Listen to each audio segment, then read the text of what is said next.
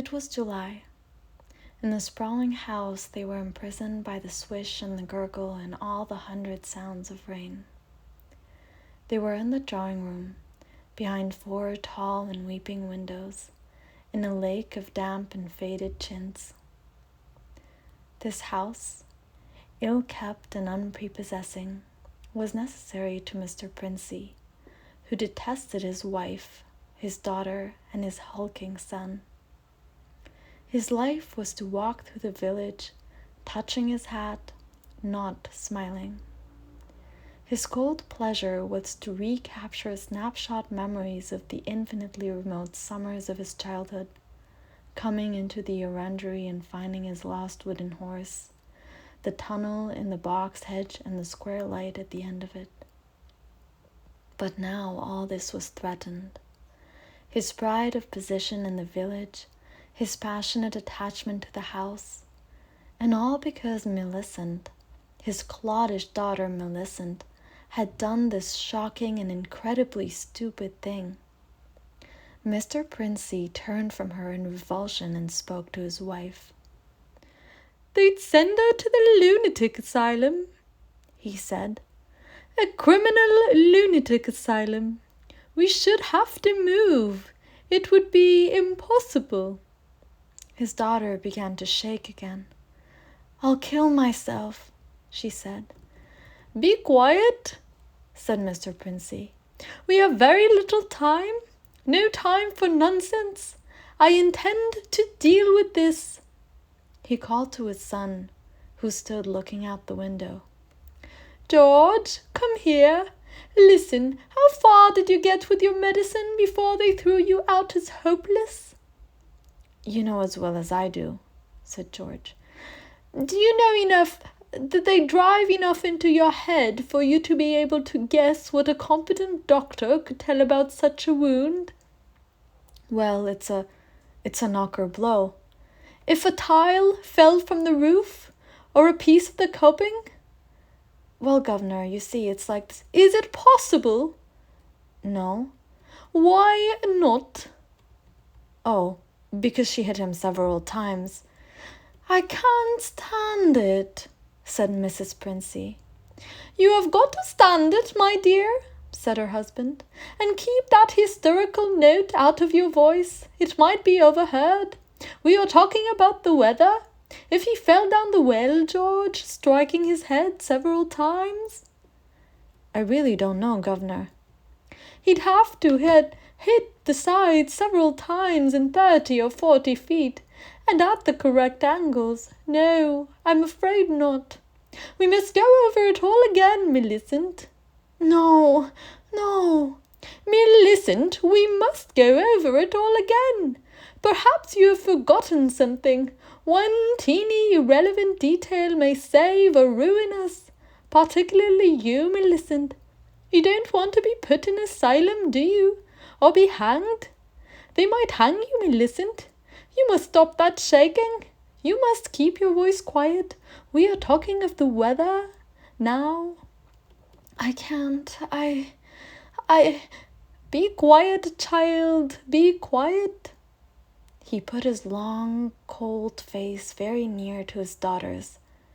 He found himself horribly revolted by her. Her features were thick, her jaw heavy, her whole figure repellently powerful. "Answer me," he said. "You were in the stable?" "Yes." "One moment, though. Who knew you were in love with this wretched curate?" "No one. I never said a—" "Don't worry," said George. "The whole goddamned village knows. They've been sniggering about it in the Plough for 3 years past." "Likely enough," said Mr. Princey. "Likely enough. What filth!" He made as if to wipe something off the backs of his hands. "Well, now we continue. You were in the stable?" "Yes." "You were putting the croquet set into its box?" "Yes." "You hear someone crossing the yard?" "Yes." "Was it Withers?" "Yes." "So you called him?" "Yes." Loudly? Did you call him loudly? Could anyone have heard? No, Father, I'm sure not. I didn't call him. He saw me as I went to the door. He just waved his hand and came over. How can I find out from you whether there was anyone about? Whether he could have been seen?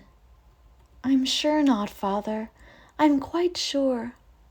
So you both went into the stable? Yes, it was raining quite hard. What did he say? He said, "Hello, Millie," and to excuse him coming in the back way, said he'd set out to walk over to Leiston. Yes?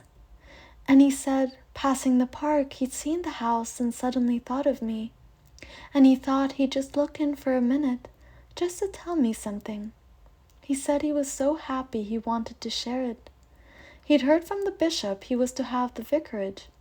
And it wasn't only that. It meant he could marry. And he began to stutter. And I thought he meant me. Don't tell me what you thought. Exactly what he said.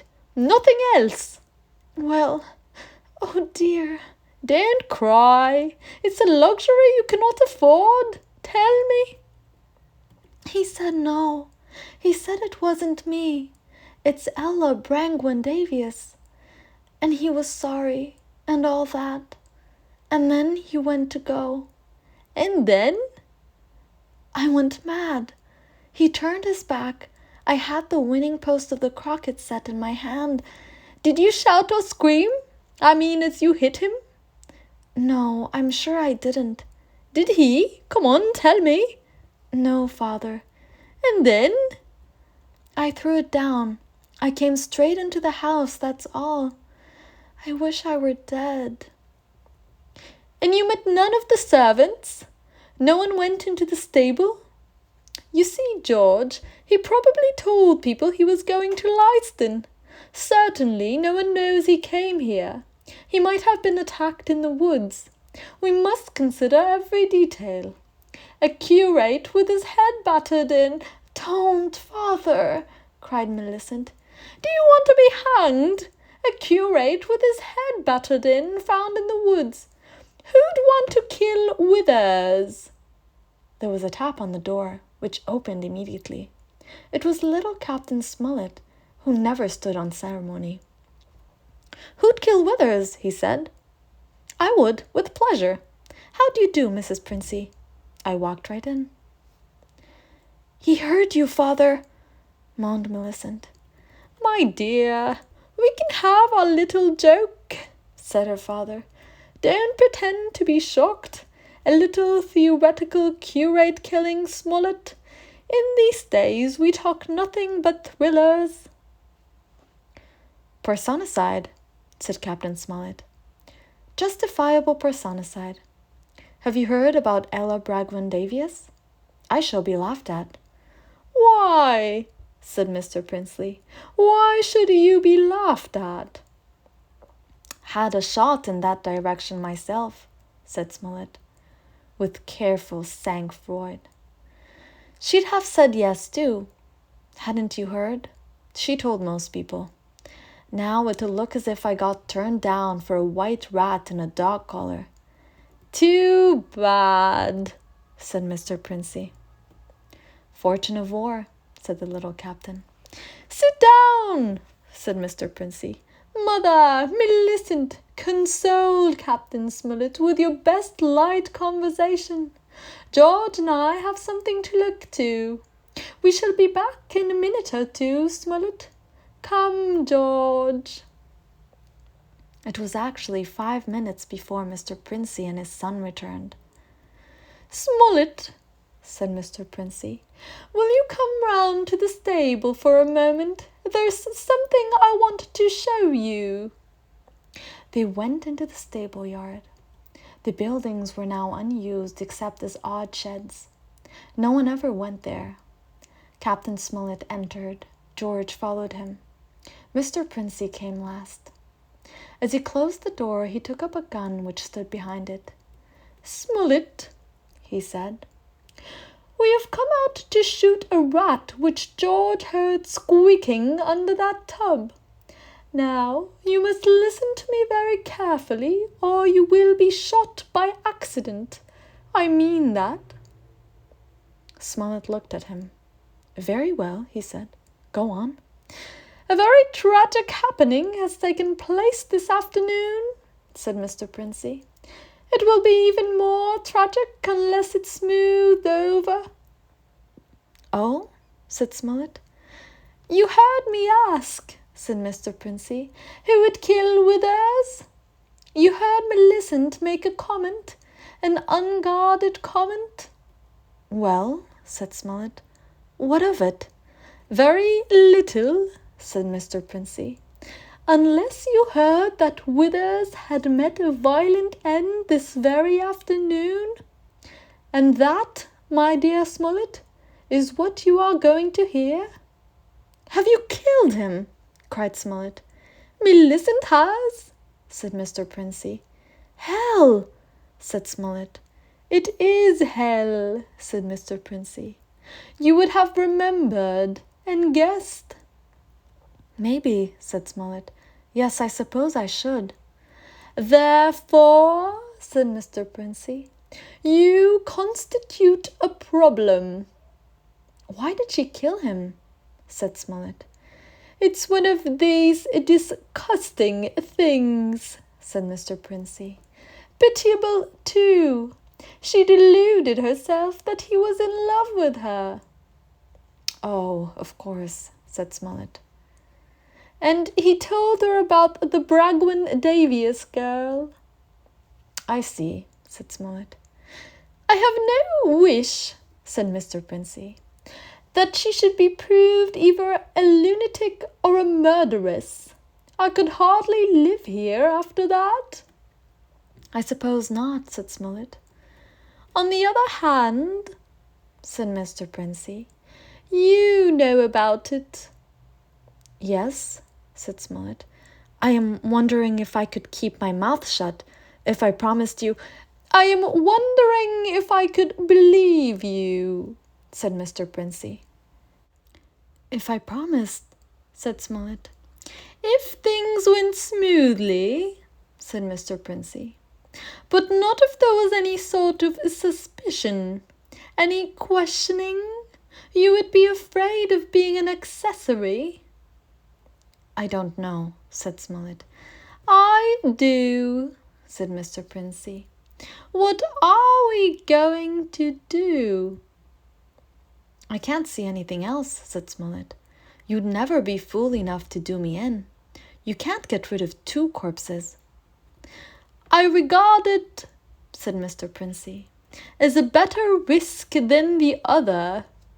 It could be an accident, or you and Withers could both disappear.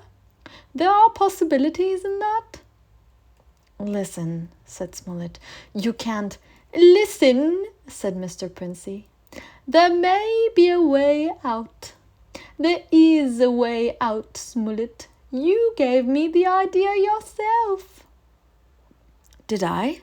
said Smollett. "What?" "You said you would kill Withers," said Mr. Princey. "You have a motive." "I was joking," said Smollett.